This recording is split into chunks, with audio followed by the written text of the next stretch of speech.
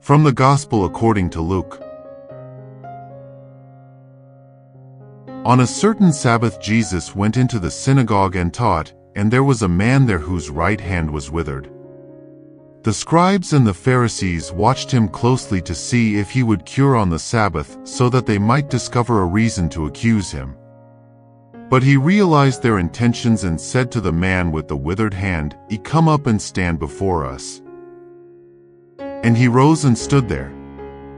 Then Jesus said to them, "I ask you, is it lawful to do good on the Sabbath rather than to do evil, to save life rather than to destroy it?" Looking around at them all, he then said to him, "Stretch out your hand." He did so, and his hand was restored. But they became enraged and discussed together what they might do to Jesus. My dear brothers and sisters in Christ, may the peace of the Lord be with you all. Today, we gather to reflect on a powerful moment in the life of Jesus, as narrated in the Gospel of Luke. This passage transports us to an apparently ordinary Sabbath, which became the stage for an extraordinary encounter between divine compassion and human rigidity. Let us imagine the scene together. Jesus enters the synagogue, a sacred place of worship and teaching. All eyes are fixed upon him, some with admiration, others with suspicion.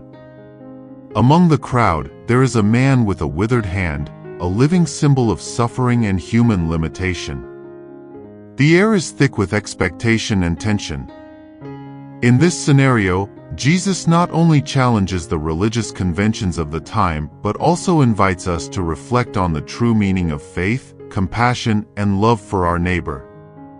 Let us delve into this story rich in teachings, which echoes through the centuries and still today challenges us to rethink our attitudes and priorities. In this section of the Gospel, we see Jesus entering the synagogue on a Sabbath day. The Sabbath, for the Jews, was a sacred day of rest and worship, governed by strict laws. Jesus, as was his custom, began to teach. His presence was, in itself, an event that drew attention and often controversy. Among those present was a man with a withered right hand. Imagine for a moment this man's life.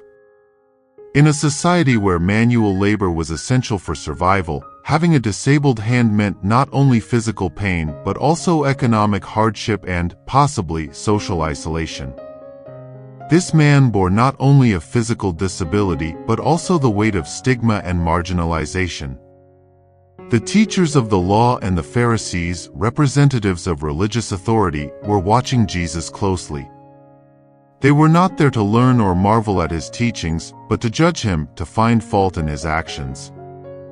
They knew that Jesus had the power to heal and expected him to do so on a Sabbath day, which, according to their interpretations of the law, would be considered work and, therefore, a transgression. This scene invites us to reflect on our own attitudes.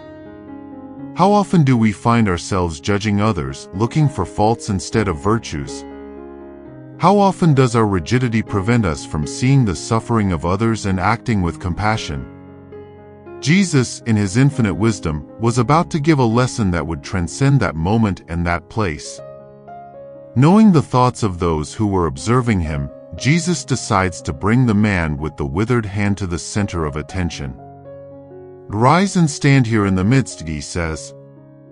This gesture is deeply significant. Jesus not only acknowledges the man's presence but places him at the center, giving him visibility and dignity. Often, in our society, we tend to marginalize those who suffer, those who are different, those who make us feel uncomfortable. Jesus does exactly the opposite. He brings the marginalized to the forefront, forcing everyone to recognize their humanity and worth.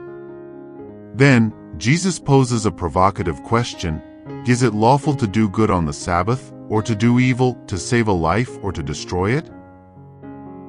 With this question, Jesus goes to the heart of the matter. He challenges the legalistic interpretation of the law, which often lost sight of its original purpose, to promote well-being and connection with God. This question echoes through the ages and challenges us today. In our lives, in our communities, in our churches, are we prioritizing rules and traditions over the well-being of people? Are we allowing rigid interpretations of faith to hinder us from acting with love and compassion?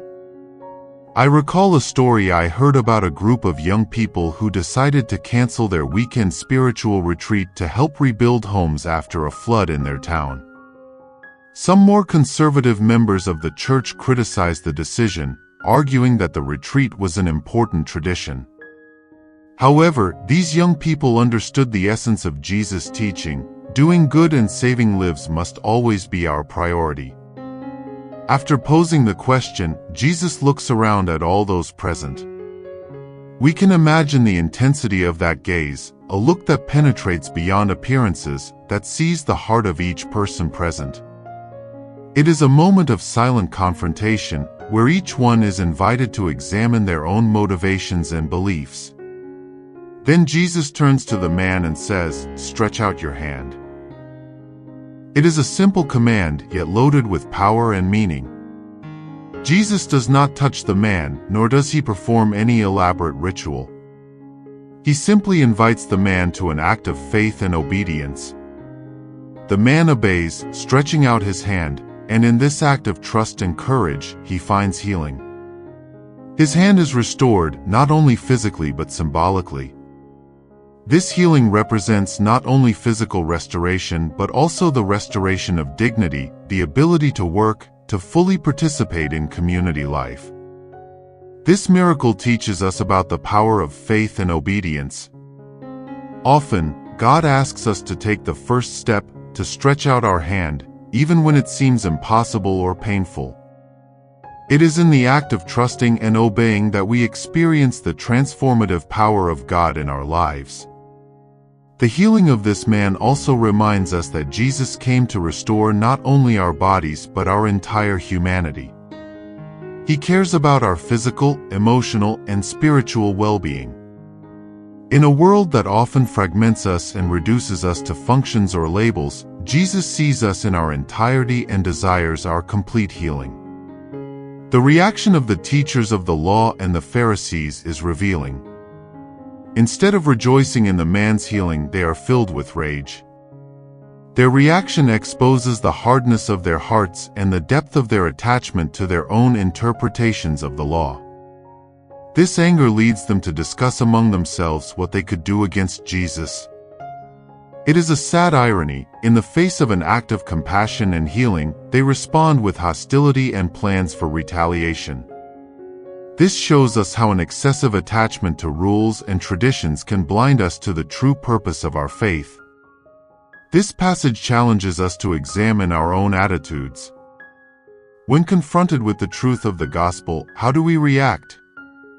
Do we become defensive, clinging to our own interpretations and traditions?